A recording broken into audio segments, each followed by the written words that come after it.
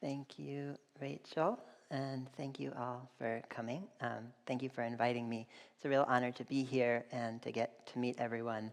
I have always admired CIRMMT and the work produced here since I was a student, so it's awesome to get to be here in this way.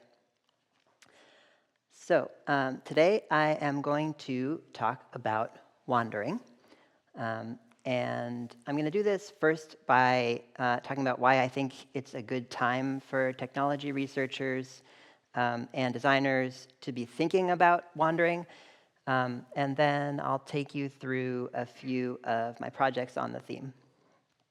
A quick note, I am a researcher at Sonos, but everything I'm going to be talking about today is from before I took my current job as a researcher there. Right now, my team is focused on getting some of our research into a product, and it's all very under wraps until that comes out next year. So stay tuned. Unfortunately, can't talk about it, but I am happy to talk in general terms about our vision if folks are interested in industry research and my experience kind of making that transition, if you'd like to follow up after. So.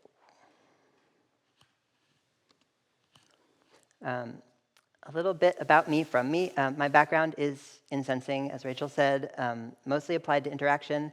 I would say I'm here as half researcher, half artist. I finished my PhD at the Media Lab in 2018, and I'll talk about some of the projects today. And then my creative studio did some work that I'll also talk about. In the background is a side project of mine and my friend Rebecca Kleinberger from our Media Lab days. We called it Fox Ears. So we made these high-gain parabolic microphones, and it mounted them on a bicycle helmet. You could drive them with little thumb joysticks. And the microphone feeds are played binaurally via bone conduction. So it's this hypersensitive, steerable directional hearing in an extremely cartoonish form factor. It's pretty fun. OK, so this is a swamp. And this is what ChatGPT thinks a data center looks like. And I hope by the end of this talk to convince you that these two can have more in common than it might seem at first, and that that might not be such a bad thing for the data center if they did. But for now, if you'll allow me a very oversimplified history of the last 30 to 40 years of ubiquitous computing, once upon a time, there was a digital divide in the world. On one side, there was the bricks and mortar habitat, which tech people liked to call the physical world. And on the other side, there was the online habitat. We participated in the online habitat by sitting down mostly and pressing buttons. And in so doing, kind of fostered a distinct set of practices. They were related to the physical world practices, but they were distinct. And in relatively short order, we were able to gain some benefits, like being able to access all the world's information and human knowledge. That was good. Now, thanks to advances in the shapes and the portability of the buttons, the barrier started to become porous, and eventually it broke down to a point that we could press buttons while standing up and walking around. And all of human knowledge could be accessed while we were buying bread. So it became hard to identify a situation that was not both on and offline. But coming closer to the present day, it has become apparent that the world of ubiquitous computing looks less like a kind of merger of the physical world and the online or digital world, and more like an influx from the right to the left, almost like a dam breaking. And I mean an influx of computer and computing practices, rewards, benefits, behaviors. Consider the term like augmented reality against something, doesn't sound as good, but world-informed computing or something. So this is computing moving into the physical world. Also consider the use of words like user experience and interaction to describe things like that happen when you go to a bakery and buy bread. So finally, up until recently, one might have looked at this influx and concluded that we should be spending some precious time unplugged, that we should protect certain spaces from digital incursion. This was a good idea, but for obvious reasons, it tended to be a losing idea because for most people, the upside almost always outweighed the downside. So if the upside is having access to all the world's information at all times anywhere, then for the purposes of this talk, I would define my version of the downside as follows: that despite having way more information about the world than ever before, we are finding ourselves increasingly deprived of the pleasures and sensibilities of being physically present. So why is that? And what kinds of computing experiences would foster a sense of presence? What's exciting to me in this particular moment in the arc of the history of ubiquitous computing is that I think we are entering a creative space now between wearable devices and what we call big data that somewhat parallels where we were with sensors and filters in the 1960s through the noughts. This is Krzysztof Wodiczko's personal instrument from 1969, which processed audio from the microphone on the artist's forehead through filters controlled by sensors in his hand. And this is an AirPod. And so in part thanks to this thing, in the last few years, I've been finding myself tolerating a lot more day-to-day modulation of my personal space than I ever have before, even when it's not quite natural or when it behaves rather unpredictably. I'm actually somewhat curious who's enabled these features. Kind of show of hands, do folks regularly use adaptive noise cancellation that changes from transparency to quiet on its own? Yeah, so I have a few people in the room. I've been trying it out. I've been getting used to it, personally. Has anyone played with the microphone array settings that are available in some headphones, mostly from Bose, but some others? So you can steer the beamformers, you can make the focus like this or like this. Okay, just I got one hand on that one. And then last question, I was curious about who's gone into the really deep accessibility settings of their headphones, maybe imported an audiogram to their headphones. No one. Okay, well, that's a cool thing to try. The accessibility settings tend to be where companies like Apple put all their most experimental things, because that's how they can sort of get them through the door. Yeah, I'd say it's worth giving those a try, especially the audiogram settings. Okay, so with all that kind of storytelling in mind, I want to switch gears now to talk about the data side of the digital Earth story, and tie these questions more concretely to sensing, which is really where I work. About 15 years ago now, I worked on a software project that was meant to integrate as much of the sensor data flowing through a building as possible into a single immersive interface. Practically, we were able to show applications, as you might expect, to things like facilities management, building information management, telepresence, etc. My personal motivation, though, in doing this was to explore what sensor-driven mixed reality would feel like. So we added things like obfuscated microphone feeds from throughout the building, and we made the whole thing into a strange sort of open-world game you could walk around inside of. Yeah, you can hear some of those mic feeds. All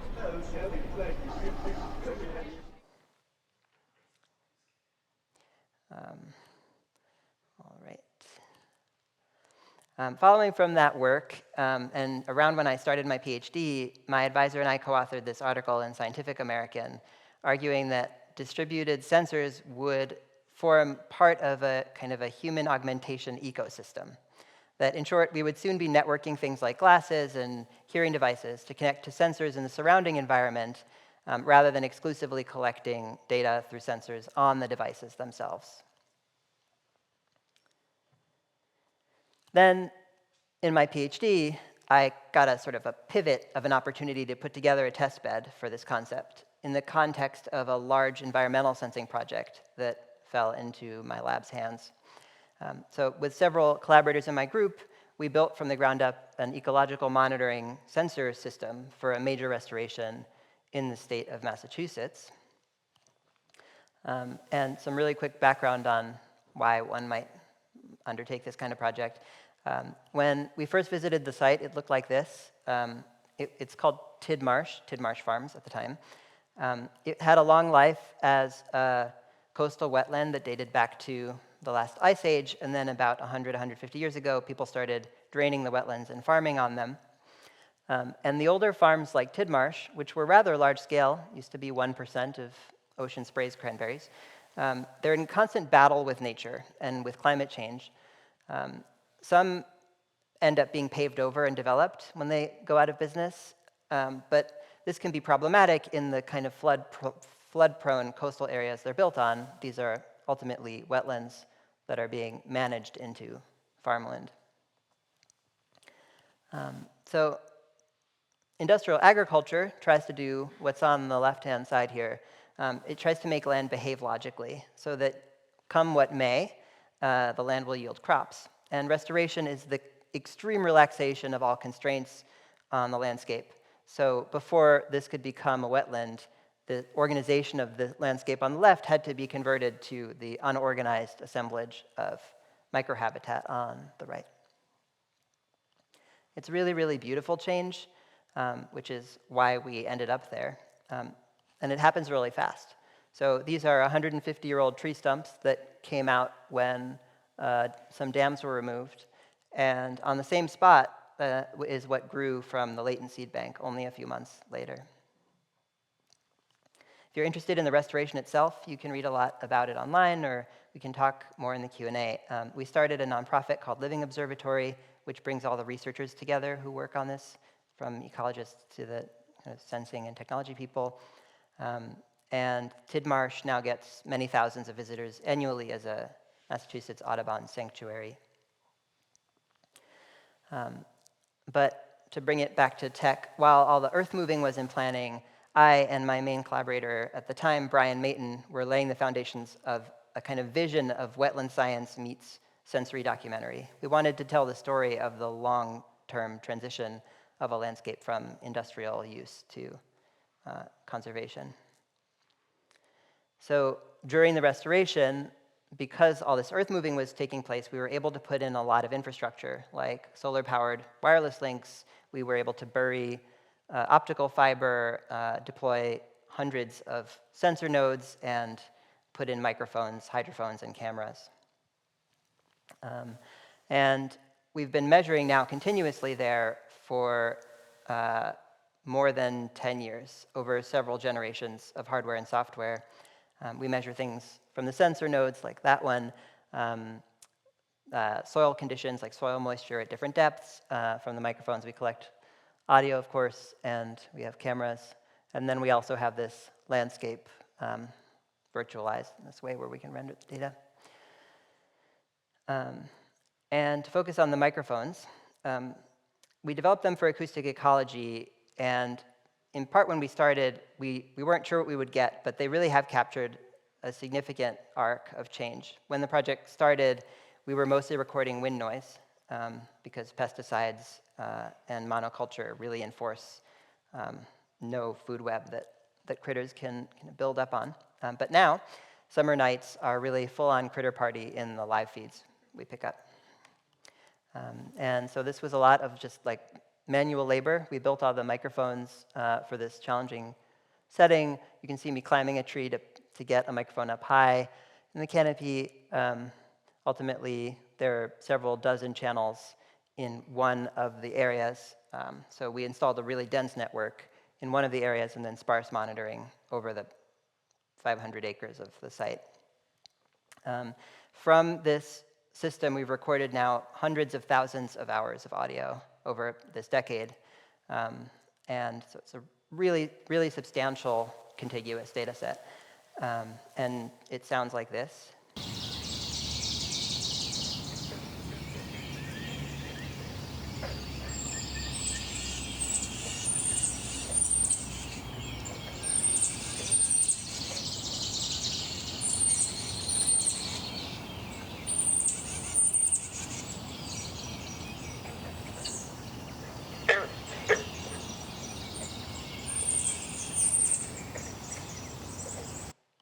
close mic'd frog in there.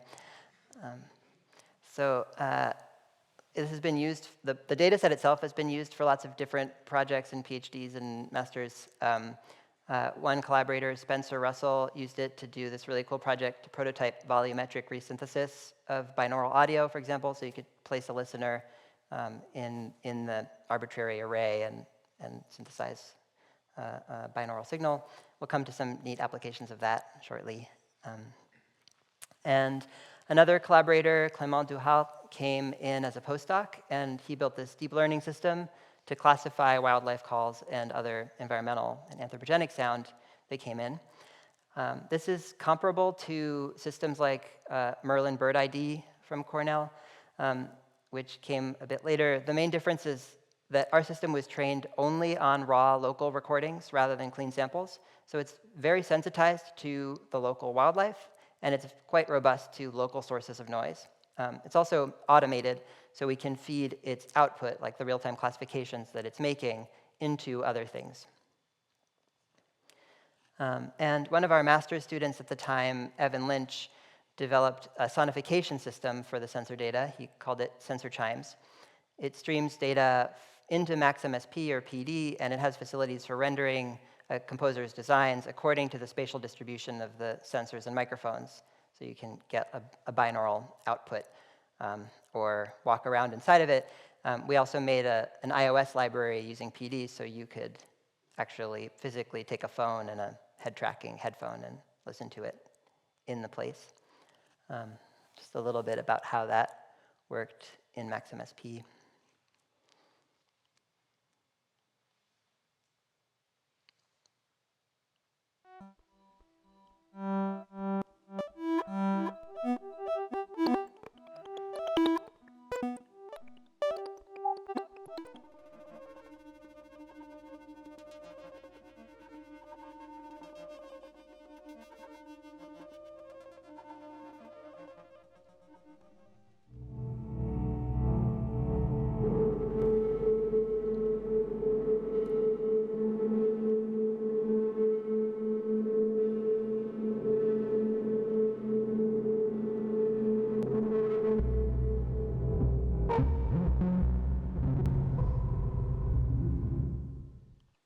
So Evan worked with various composers to put this together and make pieces. Okay, so zooming back out, for the sake of time and focus, I'm going to skip over the details of many of the projects here. The ones in these little videos, thumbnails, there were a lot of cross-pollinating VR and AR projects and experiments we did. If you're interested in that topic, we can also follow up on the concepts after in the Q&A. But for now, I want to jump right to what happens when you visit the site in real life under the heading of augmented hearing. So here there is a family of wearable devices that I built that produce situated spatial audio that blurs together with the wearer's hearing, like audio AR. Where in the devices, you can hear through the microphones around you with about a second of latency, mix in layers of the geospatial sonification that you just saw, and you can go back in time to the recorded past of that sonification or the microphone streams. A key aim in the design of this system as an audio device was that given a plausible stimulus in the form of a 3D sound environment we would play in it, that users would not always be able to tell if the signals came from came from the device or came from their own hearing. So it would sometimes feel like you heard it, or you wouldn't be sure if you heard it or if the device was playing it back. Here's one version of the system. It's fairly lightweight in this iteration. So what I did to make this, after lots of experiments trying to make my own bone conduction headphones, I stripped down a pair of Aftershok's bone conduction headphones to the bare plastic and put them back together with head tracking and touch controls on both of the transducers. The touch was for some interactions that you'll see that affect the rendering, and then a phone app would do the binaural rendering based on the head orientation and position of the wearer. This is a bit more of a nerdy slide, but we designed two versions of the hardware. One was a kind of bulky lab version that had an ultra-wideband radio, so we could do really fine-grained indoor positioning. And that was for spatial hearing lab experiments. And then the version you saw on the last slide was really to take out into the field. That also had some extensions. We could attach it. It was rather modular, so we could attach it to things like the Pupil Labs eye tracker and do some other lab experiments I won't go into right now. This is the Pupil Labs version of the headphone. And here's a short video that typifies the experience of a first-time user starting out with the device. This is Bridget. She's an amateur birder. Good morning. Put on this pair of headphones, and you walk around, and your hearing is changed in sometimes subtle and sometimes less subtle ways by hearing through the microphones either what's going on right now or what was recorded in the past.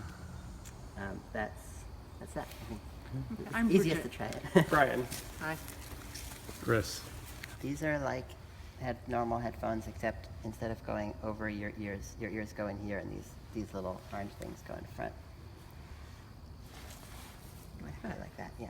What you should be hearing is very subtle, and so you might not be able to tell that it's happening. Yes. This is the first moment she suspects that something is happening. Kind of like an observed zoo animal trying to find what's going on.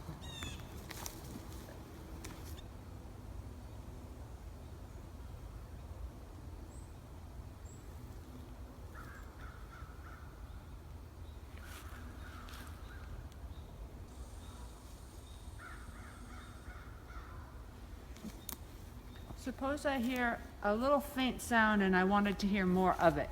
Yeah. What would I do? Explain that she could stand still, and that she could touch the transducers. You feel like you're hearing it Mm-hmm. because you're in the place where it happens. Yeah. But it's not. You can't tell whether you're hearing things only from the headphones or Yeah. both. Yeah. And that's interesting. Mm-hmm. So yeah, that's interesting. So the kind of response I was really excited to get was, you feel like you're hearing it because you're in the place where it happens, but it's not.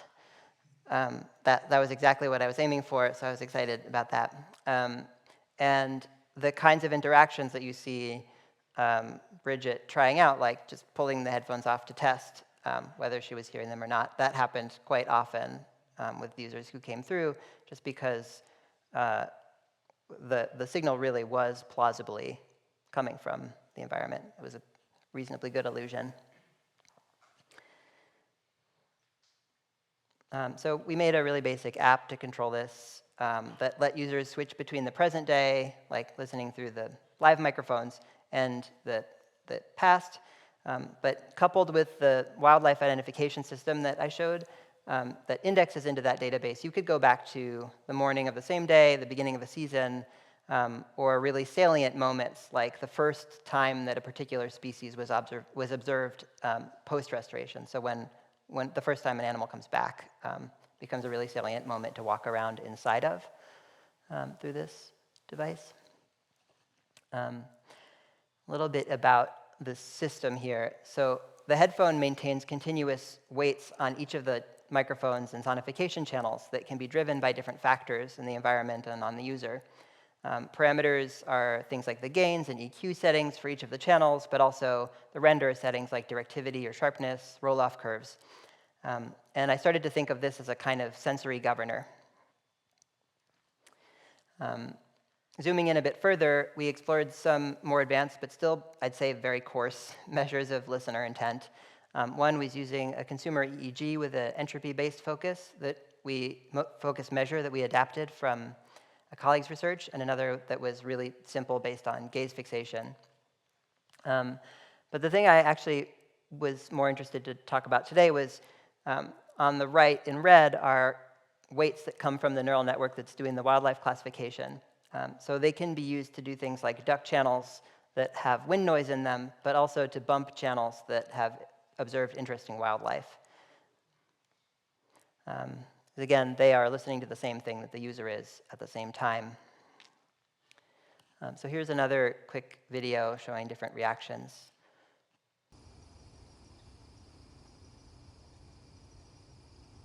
As I move my head, I go from hearing the tree birds, and now I'm hearing more ducks and geese, and I put on my supersonic beam action. And now that's really all I'm getting. It's interesting because there's that confusion between, or is it coming from the headphones or is it coming from my ears? I hear crows. Do you hear them? So that must be the microphones. Yeah. I can really hone in. There must be one right there. So I'm getting a sense of distant insects. Right there. I can hear geese flying north as opposed to south, which is what they're doing right now. Wind that's coming and going over there.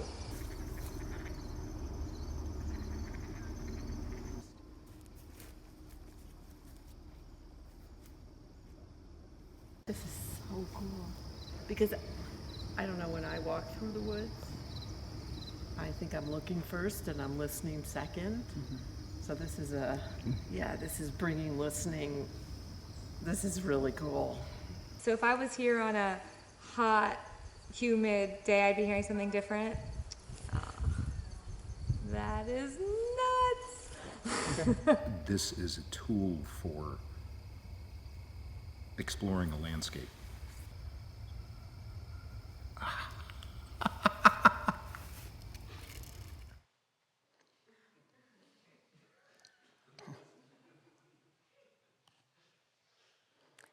Okay, so to sum this part of the story up, imagine that you're a birder and you'd like to improve your skills. You could download a bird ID app to tell you exactly what's going on around you. That would be great. But what if you could also, or instead, use your AI hearing device to help draw your attention by bumping up channels that are currently observing that bird? And so then the question becomes, who found it first, as opposed to this is exactly what it is? And what would it feel like? Would it feel like you found it? And I'd say most likely, based on how people reacted to this experience, they would think that they found it, and that would be good. Another kind of observation to make a few years on is that building these prototypes was relatively, not impossible, but obviously, but relatively challenging 8 or 10 years ago, but could be done today with a couple of months of development work using any spatial capable earbuds and native APIs, and that would have like far greater reach, especially if you use transparency modes that are now getting a lot more natural on many consumer earbuds. And so I suspect that we're on the verge of seeing a lot more of this kind of installation in a lot more settings in the coming year. There are a few papers and chapters that we wrote on this project, if anyone's interested in learning more about it. There's a selection of a few of them. And also, I just want to plug that tomorrow we'll be doing a workshop on the subject of influencing attention.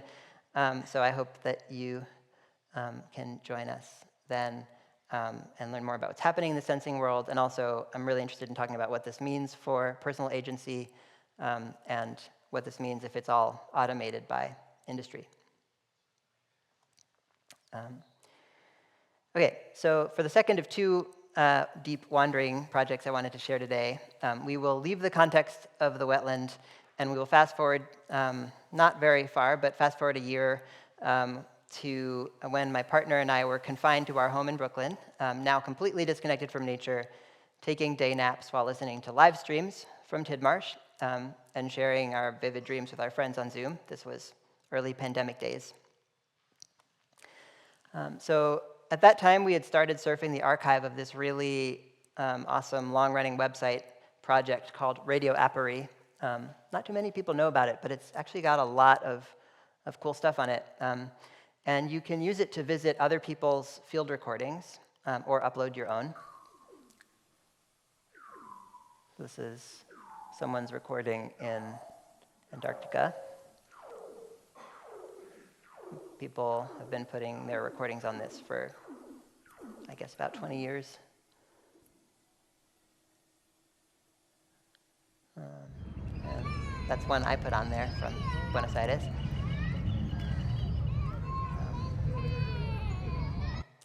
So just before all of this started, we had been commissioned by the European AI Lab to make something for a festival called Ars Electronica. And our project, which we called The Wandering Mind, was born of this time. And it wound its way over several years through research, sculptures like this one that we created remotely, and performance.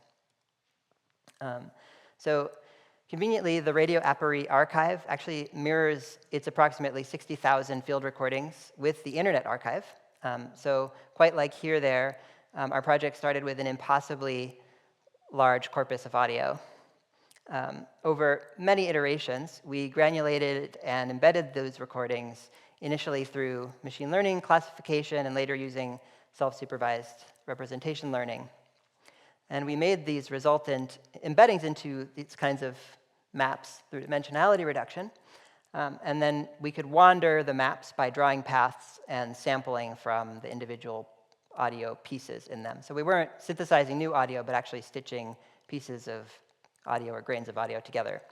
So this was one of the earliest maps made using a classifier, classification system. There are lots of classes there on the tiny text on the left. And this comprised about 3 million short snippets of audio.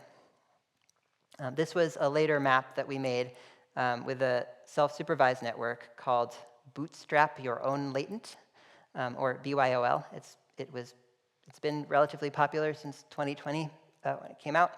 And so there was no semantic grouping of the clips for this map, which is why it's a lot more of a centralized blob and less differentiated into clusters. And so that actually meant that it was just audio in to make the representation, no idea of what the individual points are. This is another one made using BYOL, but this time we added semantic labels as colors after the fact.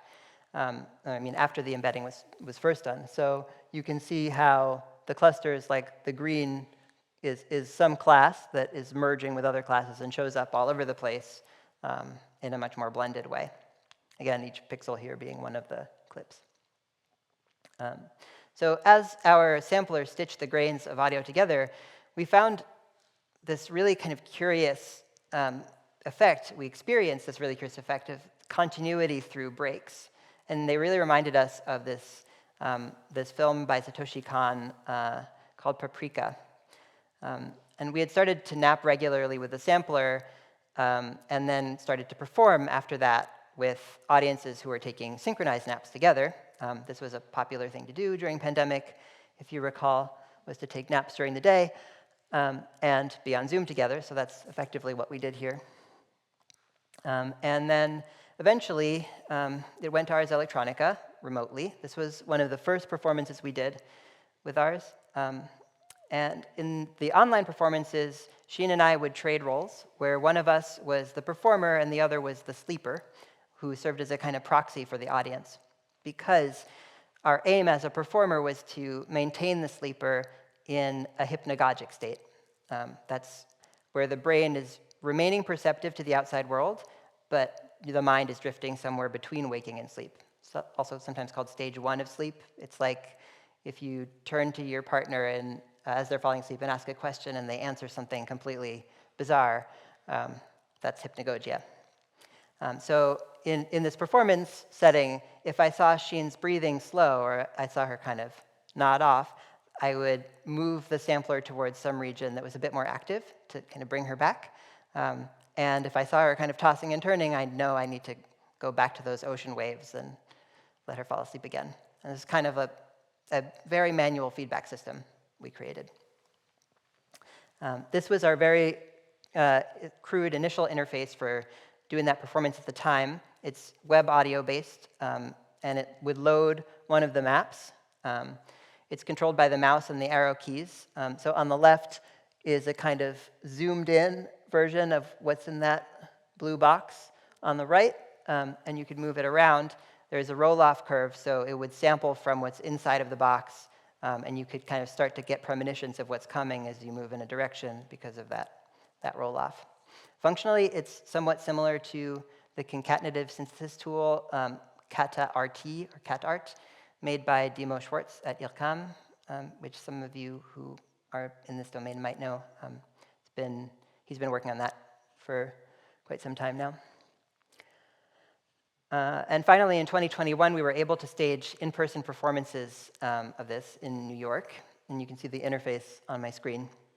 For most performances, we would generate a new map based on different themes. So for example, public spaces in a particular city. And we would generate those using hand-picked sets of field recordings, or actually going out and making and embedding our own recordings as a kind of search into the database, because we would look for things that were around what we were interested in and generate new similarity maps. We also, for these performances, invited musicians to collaborate with us, and they would improvise alongside the soundscapes. So here's a short clip of what that was actually like.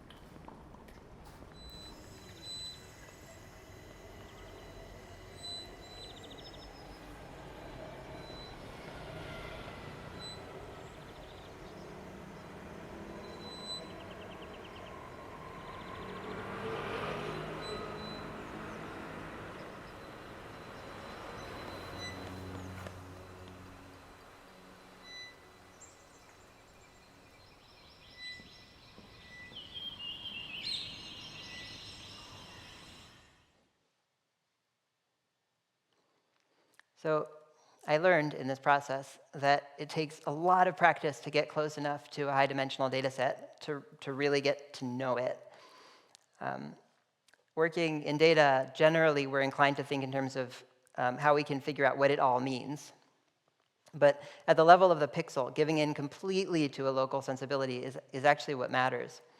And I found this flow state in surfing and embedding with an audience. It's a lot like wandering in a city with the cadence of daydreaming and discovery that I'm going through while I'm performing, sometimes almost falling asleep myself, that I really enjoyed as a performer, but also I found very hard to get there. I should also mention that the neon sculptures that I've been showing were a series of public sound installations where the text would light up at sundown to mark the beginning of a 4-hour stream that would happen on a daily basis. This one was installed in a park in Athens. A couple of additional details on the project. First, we spent 6 months in Paris working with students at the Davancy Innovation Center there to investigate automating the navigation through the embedding space using sensing. The goal of the automated system was quite the same, to maintain the subject in a stage 1 sleep. And we based the hardware on a really, really nice, elegant design for sensing hypnagogia from Adam Horowitz. It's a bend sensor combined with heart rate and EDA, electrodermal activity. And the idea is that the sleeper will clench their fist at the beginning of the study, and then it slowly relaxes as they descend into sleep. So it's a really simple idea, but it actually works relatively robustly. Second, as I mentioned, the performance sampler runs in a browser, and recently one of my former students from Davancy, Thomas Gildo, put this more scalable version of the sampler together. I expect it should be online and publicly usable soon, which is really cool, so stay tuned. This is allowing you to click and start sampling.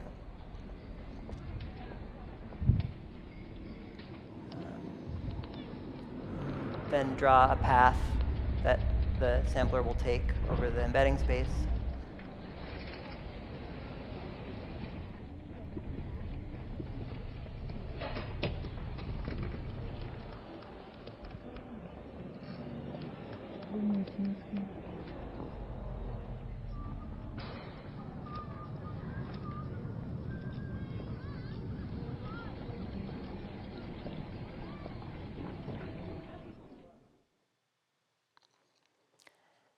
So given how inflexible our computer programs have historically been, in order to find the efficiency we need, we've had to really seriously limit the space of possible questions we can ask of them.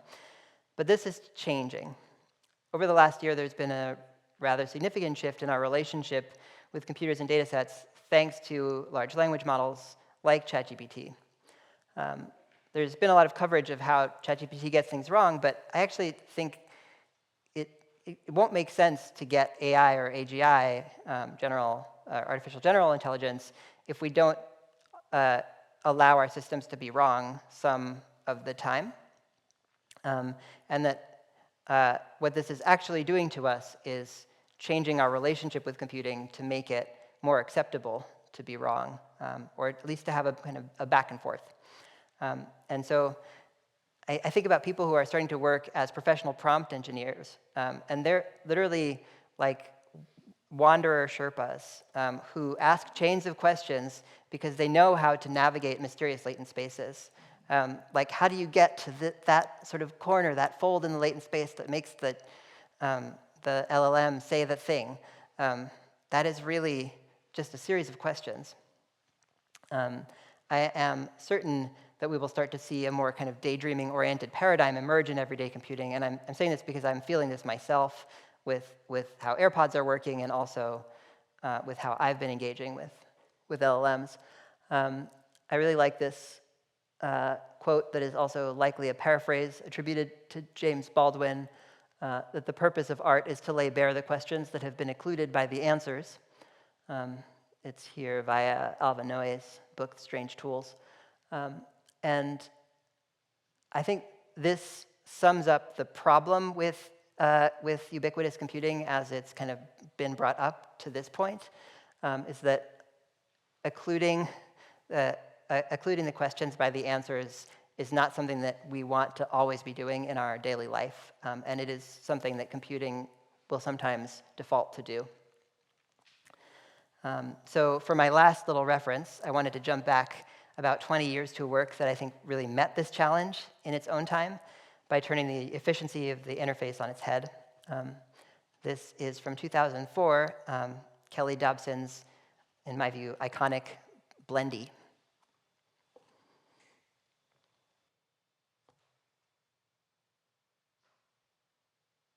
Well, I might have to imitate Kelly Dobson, but she's going.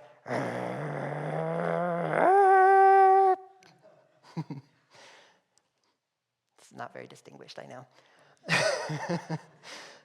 So what's happening is that advanced DSP running on the Blender is listening to Kelly Dobson growl and howl, and changing how the Blender behaves in response. I encourage you to go and watch this video because it's just so wonderful. I'm thinking here, and I bring this up at the end, because I'm thinking about intimacy in the interface and how much sense this makes while making no sense at all, and about how crucial this becomes if we're going to escape a cycle of losing ourselves in the expectation of an instant answer all the time. And yeah, at that, I'll leave it. We have some time for Q&A. Curious to get your thoughts, questions, and comments on these projects.